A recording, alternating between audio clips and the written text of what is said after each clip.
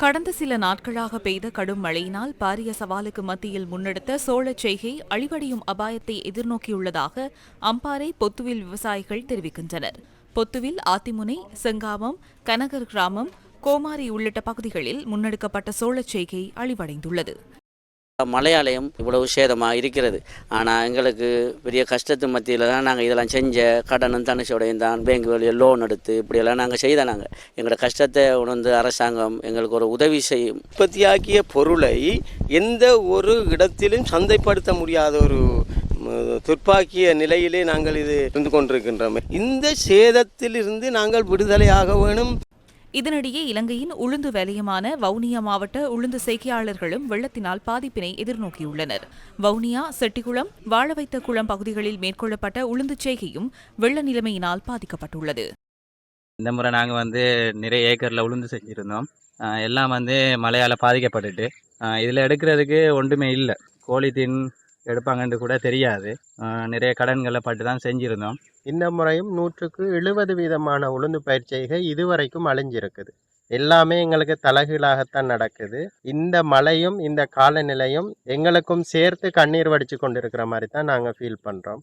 இதனிடையே ஊவா மாகாணத்தின் வலிமட, ஊவா பரணகம, யாலகமவில் முன்னெடுக்கப்பட்ட பூசணி செய்கையாளர்களும் கடும் மழையினால் வாழ்வாதாரத்தை இழக்கும் நிர்பந்தத்தை எதிர்நோக்கியுள்ளனர். தங்க நகைகள் அனைத்தையும் அடகு வைத்து வட்டக்காய் செய்தோம். 1 கிலோ அரிசியை கொள்வனவு செய்வதற்கு 6 கிலோகிராம் வட்டக்காயை விற்பனை செய்ய வேண்டிய நிலைமை ஏற்பட்டுள்ளது. எம்மால் எதுவும் செய்ய முடியவில்லை. ஏதேனும் ஒரு தீர்வை பெற்று தாருங்கள். அனுராதபுரம், கல்நாவு, உனுப்பலகம் உள்ளிட்ட பகுதிகளில் உள்ள உளுந்து, பயறு, சோயா, கவுப்பி உள்ளிட்ட பயிர்களும் மழையால் பாதிக்கப்பட்டுள்ளன.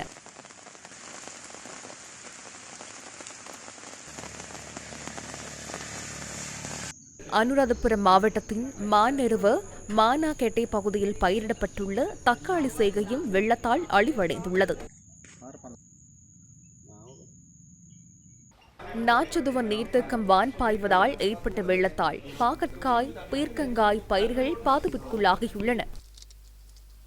பச்சை நூல்கோல், பச்சை மிளகாய், தக்காளி, வட்டக்காய், வெண்டிக்காய், வெள்ளரிக்காய் உள்ளிட்ட பயிர்கள் அதிக மழையால் அழிவடைந்துள்ளதாக தம்புள்ளி விவசாயிகள் தெரிவிக்கின்றனர். இதனிடையே பாதிக்கப்பட்ட வடமாகாண விவசாயிகளுக்கு நட்டஈடு கிடைக்குமா? வடமாகாண ஆளுநர் நாகலிங்கம் வேதநாயகன் யாழ்ப்பாணத்தில் இன்று நடைபெற்ற நிகழ்வொன்றின் பின்னர் இதற்கு பதிலளித்தார். பாதிக்கப்பட்ட விவசாயிகளுக்கு அது இன்சூரன்ஸ் கவர் பண்ணி இருந்தா இன்சூரன்ஸ் கிடைக்கும், நிச்சயமா கிடைக்கும். இன்சூரன்ஸ் எடுத்திருக்கோம். இதனிடையே மாவிலாறு அணைக்கட்டின் நீர் திறந்துவிடப்பட்டமையினால் திருகோணமலை வெறுகல் பகுதியில் ஏற்பட்ட வெள்ளம் 3வது நாளாக இன்றும் படிப்படியாக குறைவடைவதை அவதானிக்க முடிகின்றது. வெறுகல் மாவடிச்சேனை பகுதியில் உள்ள சில குடியிருப்புகளில் வெள்ளம் தேங்கியிருப்பதுடன் வெறுகல் ஸ்ரீ சித்திரவேலாயுத சுவாமி தேவஸ்தான வளாகத்தில் நிறைந்திருந்த வெள்ளம் குறைவடைந்து வருகின்றது. இதனிடையே வெறுகல் மாவடிச்சேனை இந்து மகா வித்தியாலயத்தின் இடைத்தங்கல் முகாமில் 2 நாட்களாக தங்க வைக்கப்பட்டிருந்த 62 குடும்பங்களைச் சேர்ந்த 179 பேர் மீண்டும் தத்தமது வீடுகளுக்கு அனுப்பி வைக்கப்பட்டு வருகின்றனர். இதனிடையே மகாபலி கங்கை பெருக்கெடுத்தமையினால் திருகோணமலை கிண்ணியா பிரதேச செயலாளர் பிரிவுக்குட்பட்ட சோலை வெட்டுவான், மயிலப்பஞ்சேனை, தகரவட்டுவான், கண்டல்காடு பகுதிகளிலும் வெள்ளம் நிறைந்துள்ளது. இதனால் குறித்த பகுதிகளுக்கான தரைவழி போக்குவரத்து முற்றாக தடைப்பட்டுள்ளதுடன் மக்கள் தோணிகளூடாக பயணிப்பதை அவதானிக்க முடிகின்றது. கடும் சிரமத்துக்கு மத்தியில் வாழ்ந்து கொண்டு இருக்கிறாங்க. போக்குவரத்துக்கு கஷ்டம், போயிடாது, ஸ்கூல் பிள்ளைகள் ஸ்கூலுக்கு போயிடாது. இதுக்கு சம்பந்தப்பட்ட அதிகாரிகள் ஒவ்வொரு காலம் பார்த்துட்டு போறாங்க. எந்த ஒரு நடவடிக்கையும் எடுத்தாரில்ல. இதனிடையே மட்டக்களப்பு மாவட்டத்தில் முந்தனையாறு மாதுரு ஓயா பெருக்கெடுத்தமையினால் கிரான், குடும்பிமலை இடையிலான பிரதான தரைவழி போக்குவரத்து 14வது நாளாக தடைப்பட்டுள்ளது.